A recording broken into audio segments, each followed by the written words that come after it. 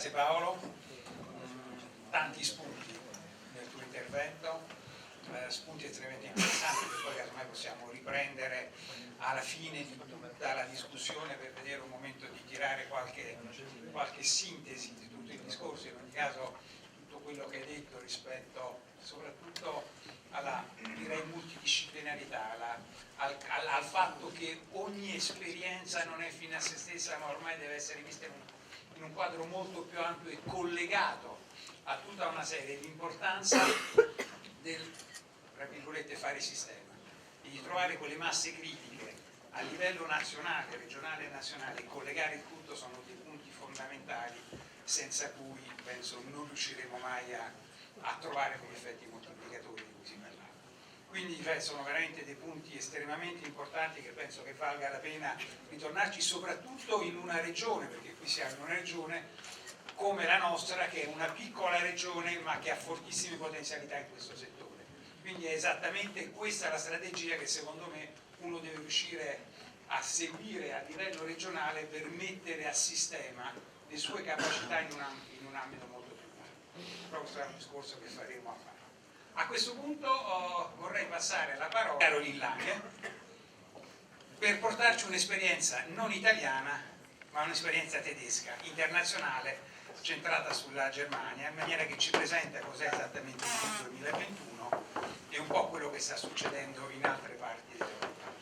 Caroline, per favore. Thank you very much for this nice introduction. So, I also like to thank the organizers to invite CLIB and to give us the opportunity to present our work. So I'm working for CLIB 2021. CLIB stands for Cluster of Industrial Biotechnology. It is founded 2008 as a winner of the BMBF competition, Bioindustry 2021. The BMBF is the Ministry for Education and Research.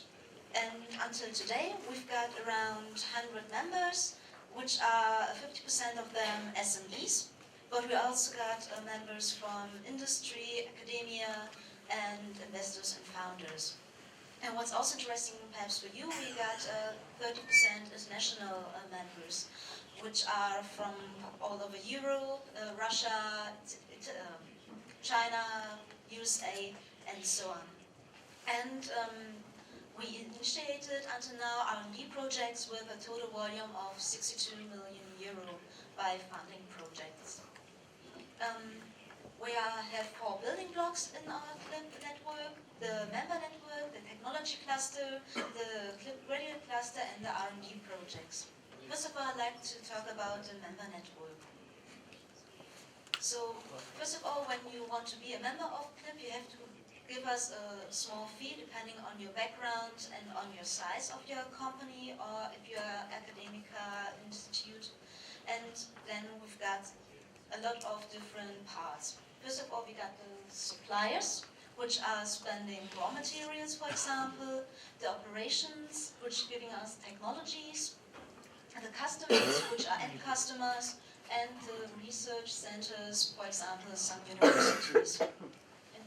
Some of our members, for example, as a raw material supplier, Lange, which is a sugar producer, and we've got Bayer and small SMEs like Futurelt and Direvo for technology supply, and we got end customers like Lufthansa for biofuels and Henkel for enzymes, and a lot of research institutes.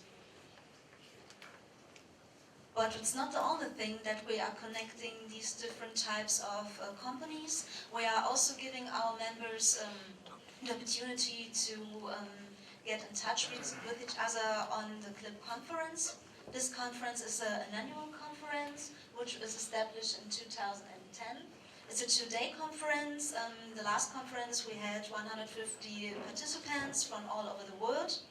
And I would like to invite you to our next conference that will take place in November on the 24th and 25th in 2015.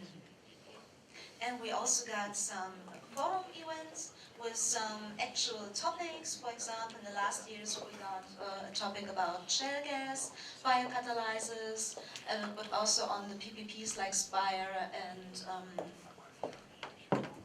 BBI. And in the next year we're trying to get more market orientated in our forum events.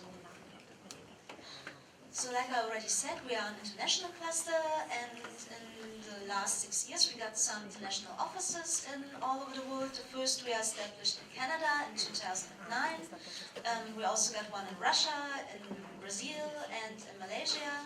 And in the next year we are trying to make a delegation trip to China. The next part of our building blocks is the technology cluster. It's a really old project and it will end in a few months. In this technology cluster there are 4 research centers: the Bielefeld University, the University of Düsseldorf, the University of Dortmund, and the Jülich Research Center. And they are looking for these interesting platform technologies, the omics technologies, expression technologies, biocatalysis, and downstream processing. And the interesting part is we want to give them a close collaboration to the CLIB SMEs, and we hope that they will develop new technologies in this part. And basing on this, we got our CLIB graduate cluster. The CLIB graduate cluster was established in 2009 and will end with the funding in 2016, but we're trying to get a new funding period at this time. In a moment we had 120 PhD students and 60 of them are finished so far.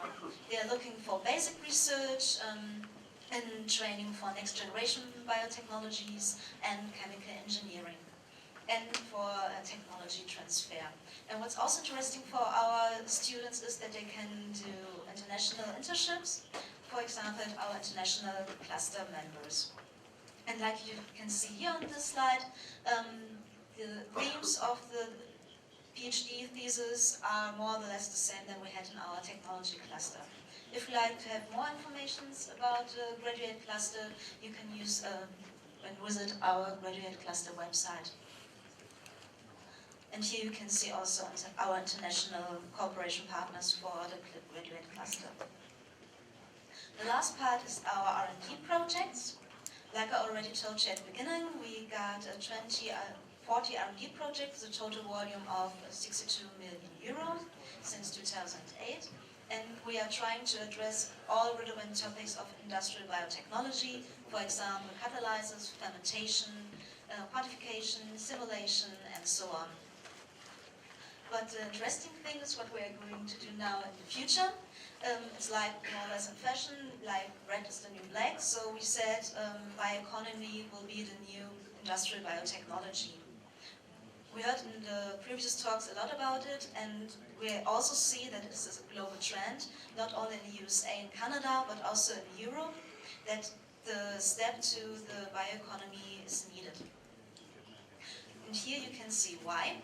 We've got these raw materials in a moment, like oil and gas. They are global markets and continental markets, like Russia and Europe for gas.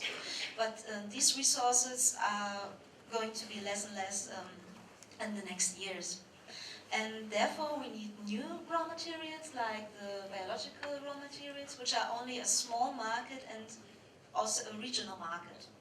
And here you can see a nice example of this. In the moment, the only raw material which are really used are sugars to get, or vegetable oils to get energy.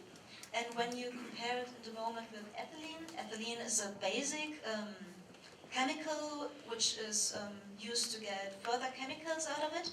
And when you compare the whole production of ethylene with 140 million tons, which contains only 120 million tons of carbon, and you see the whole sugar production of the world with 156 million tons, which only contains 96 million tons of carbon. The same in Europe. So it's not possible to get the whole energy out of sugar at the moment.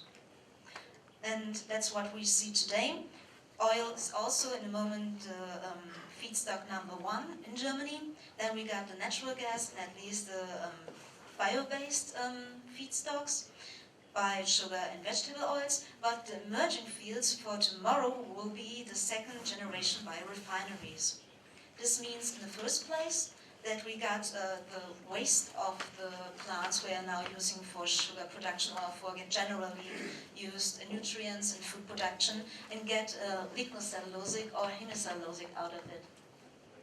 And this could be a nice thing when we trying to get some chemicals out of it, like aromatics and fine chemicals. But the thing we are also trying to do is to get the resources for after tomorrow. For example, CO2, CO1 and hydrogen. And these so-called syngases we can get by the gasification of biomass and of organic wastes, but also by non-organic waste gases like from steel mills. And you can get it by gasified coal, so then you get not only the coal as an energy resource, you can also use the gases which are produced by burning coal. And at least we got the renewable energy to reduce CO2. So at least the feedstocks for tomorrow and the day after tomorrow are, we hope, to broadening the feedstock base, to attenuating the volatilities, and to conserve the natural resources and minimize CO2 emissions. Here you can see that these ideas we had already are not that far anymore. Here's some actual examples. First of all, Evonik, which is a German international company, had built in Slovakia a pilot plant to produce polyamide 12, which is used to get plastic out of it. And we've got tire manufacturer Continental, which uses dandelion rubber to get tires and not using rubber trees anymore. And at least we got a really interesting example. It's from Lange. It's a small SME from New Zealand, and they are using already biotechnology processes to get out of syngases from a steel mill ethanol for the production. And now I'd like to present one of our new big ideas. That's why Manfred Kircher, which has already to give the talk to you for CLIB, can't join the meeting. He is now in Brussels to present this project. It's the Big C project, the Bio-Innovation Growth Mega Cluster. It's a smart specialization initiative for the Flandern regions of Belgium, the Netherlands, and the state of Germany, North Rhine-Westphalia. And they are trying to turn the region into a global leader of bio-based innovation growth. In the moment, this region is a really interesting point for chemical industry, but we also got a really good infrastructure.